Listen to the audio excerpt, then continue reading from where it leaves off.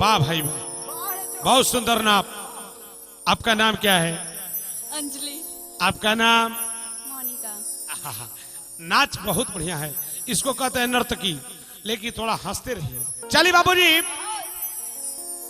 देहात के परंपरा को की सुनाते नहीं हम कि औरत के शादी हो जाता मर्द से, अब मर्द के शादी हो जाता औरत से,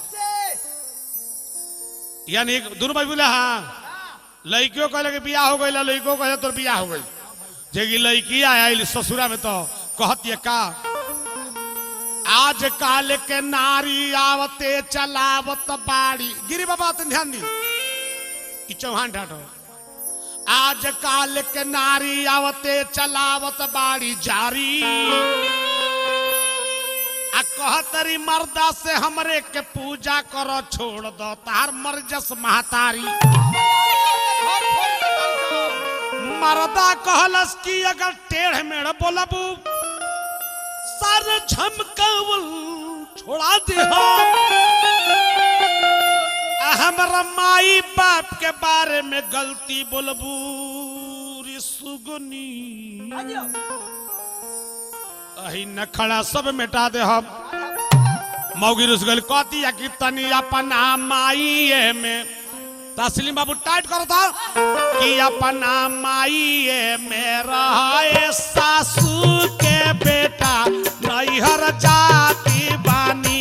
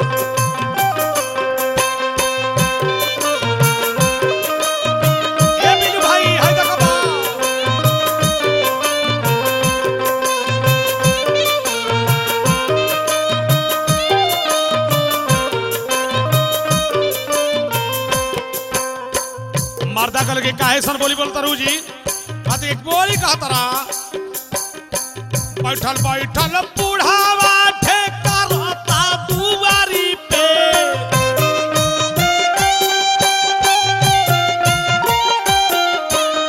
ए सुनाता सुनती हो?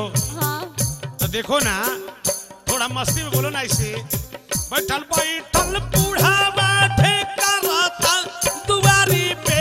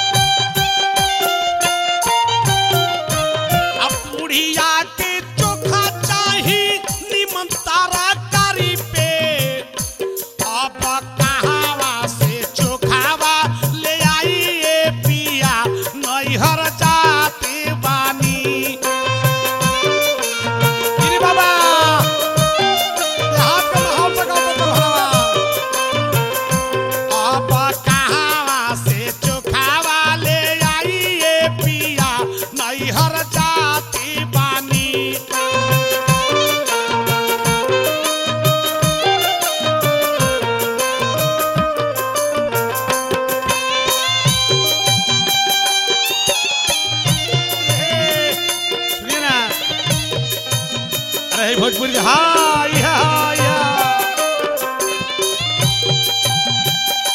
क्या बात है, क्या बात है।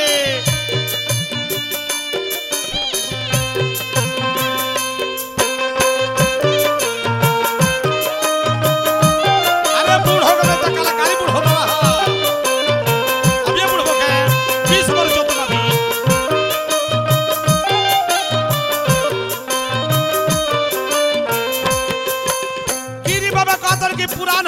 हो गया नहीं। सोनोटेक के मालिक हमारा हंसराज भैया का आशीर्वाद रही तभी 25 बरस जोता ओकरा बादे कोनो बात बा का कहती आवरी न नदी के गाड़ी चाही की ससुई के जारी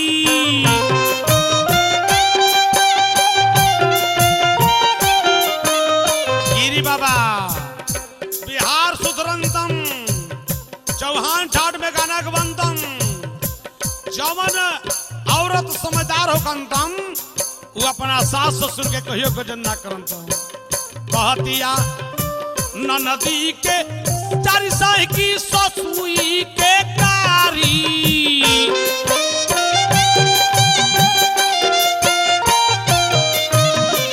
दोनों जानी मिलके ले ली छोटा बाबू खारी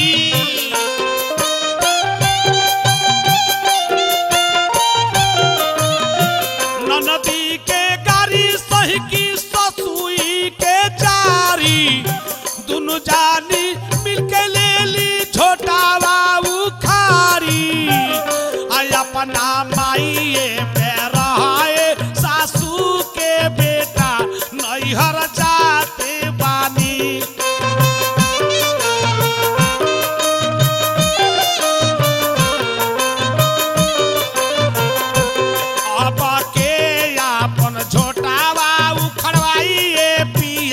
नैहर जाते बानी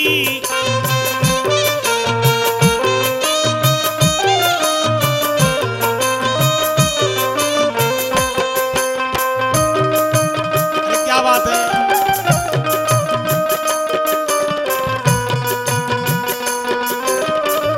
हंसला से चिड़िया चिड़िया क्या बात है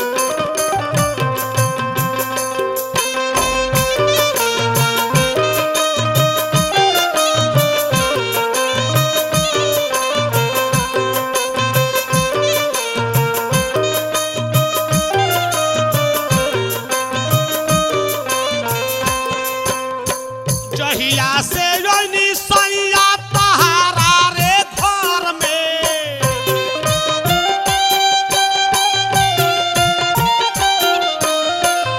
जहिया से तारा घर होइनी भर पेट अन्न न खाइले लागेला जहर के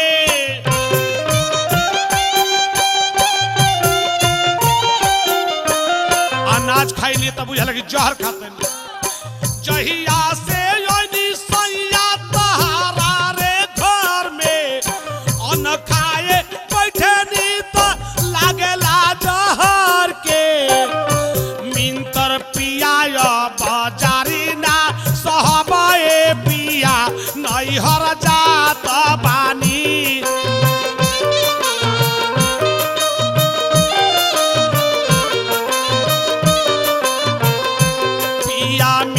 हो पिया चारी ना सहबे पिया नैहर जाती बानी